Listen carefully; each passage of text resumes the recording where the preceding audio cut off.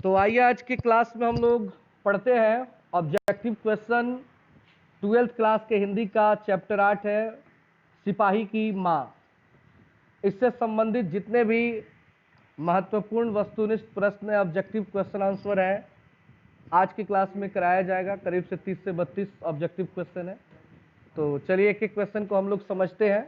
इससे पहले अगर आप लोगों ने इसके पहले वाला वीडियो नहीं देखा है, कहानी को नहीं पढ़ा है, तो अगर उसको आप लोग पढ़ लेंगे तो आप काफ़ी अच्छे से समझ पाएंगे ऑब्जेक्टिव क्वेश्चन को। तो एक बार जरूर पार्ट 1, 2, 3 को देख लीजिए ताकि कहानी समझने में आपको आसान रहे। पहला प्रश्न है, मोहन राकेश का जन्म कब हुआ था? बहुत सुंदर, 8 जनवरी 1925 को उनका जन्म हुआ था। ये नंबर ऑप्शन सही है।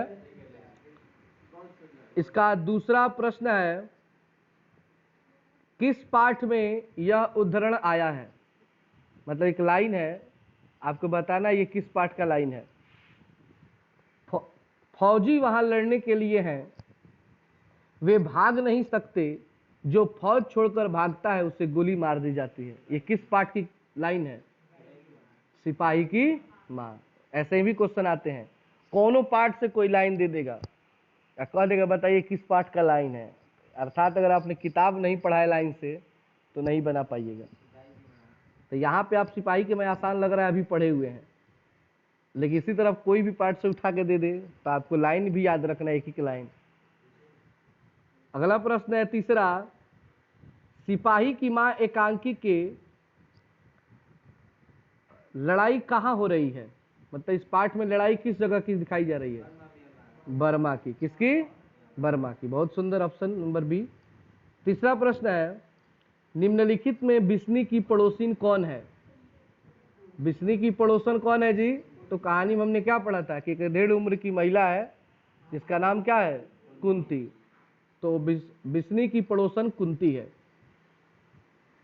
अगला प्रश्न है 5 नंबर, मुन्नी किस दिन मानक की चिट्ठी आने की भविष्यवाणी करती है? मंगलवार को। हमेशा क्या कहती है वो? कि अगले मंगलवार को भैया की चिट्ठी आएगी। 6 नंबर प्रश्न है, कौन कहता है मैं इसकी लाश ले जाकर चील और कौवे के आगे डाल दूंगा? सिपाही कहता है। कौन कहता है जी? सिपाही, कि मैं इसकी लाश को ले जाकर कहाँ डाल दूंगा? चील और कौवों के आगे। 7 नंबर, किसके कड़ों के मोती तारों की तरह चमकते हैं? मतलब किसके कड़े के जो मोती हैं तारों की तरह चमकते हैं, तो क्या नाम है उनका? ए नंबर ऑप्शन है बंतो, बी है तारो, सी धन्नो। इनमें से कोई नहीं। तारो। किसके कड़े? तारों की तरह चमकते, जो गांव में घूम घूम कर बताती है। 8 नंबर प्रश्न है, किस पाठ में यह लाइन आया है? अब लाइन फिर बताइए किस पाठ का है। फौजी वहां लड़ने के लिए हैं, वे भाग नहीं सकते, जो फौज छोड़कर भागता है उसे गोली मार दी जाती है। क्वेश्चन 2 बार हो गया है तो इसको आप लोग मत लिखिएगा। तीसरा प्रश्न है, मोहन राकेश की एकांकी का शीर्षक क्या है? उन्होंने जो एकांकी लिखा इस पाठ में मोहन राकेश ने, वो पाठ का नाम क्या है? सिपाही की माँ। 10 नंबर, निम्नलिखित में बिस्नी की पड़ोसन कौन है? कुंती। 11 नंबर, मुन्नी। अगला प्रश्न है, सिपाही की मां कौन है? ऑप्शन नंबर ए है द्रुपद देई, बी है बिशन देई, सी लखन देई, डी हरख देई। बिशन देई कि कुंती उसको क्या बोलती है? बिशन देई बोलती है। उसका नाम बिस्नी है लेकिन बिशन देई बोलती है। 15 नंबर क्वेश्चन है, सिपाही की मां एकांकी में कुंती कौन है?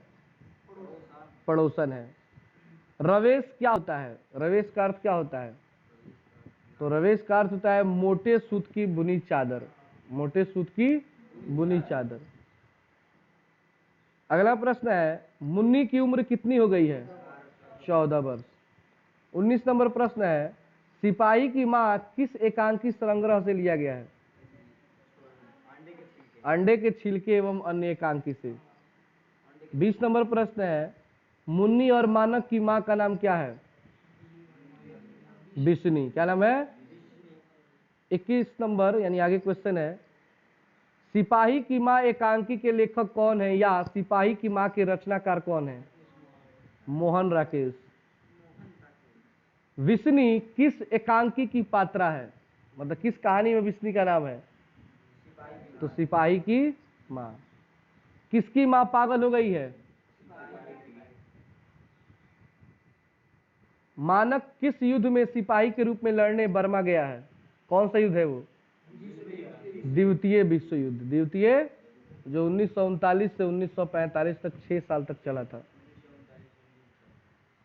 सिपाही की माँ एकांकी में किसकी कथा वस्तु प्रस्तुत की गई है, मतलब किनके किनके बीच ज्यादा बातचीत की गई है? माँ और बेटी के बीच में।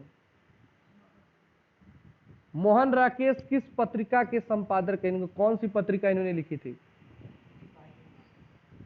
सारिका, एक पत्रिका है इसमें, सारिका। मुन्नी डाक गाड़ी के पीछे क्यों भाग जाती है? क्यों भागती है दी? चिट्ठी लाने के लिए। डाक गाड़ी के पीछे चिट्ठी के लिए कौन जाती है? मुन्नी। मानक विष्णु से दूध की जगह क्या मांगता है? ईसाई लड़कियां विष्णु के घर आकर क्या मांगती हैं? चावल दाल। 13 दिनों तक हम लोग भूखे प्यासे जंगली रास्ते में चलते रहे, यह किसने कहा है? ईसाई लड़की ने। तो ये आपका ऑब्जेक्टिव क्वेश्चन है, 2 बार है, उसको मत लिखिएगा। बस आज के लिए इतना ही।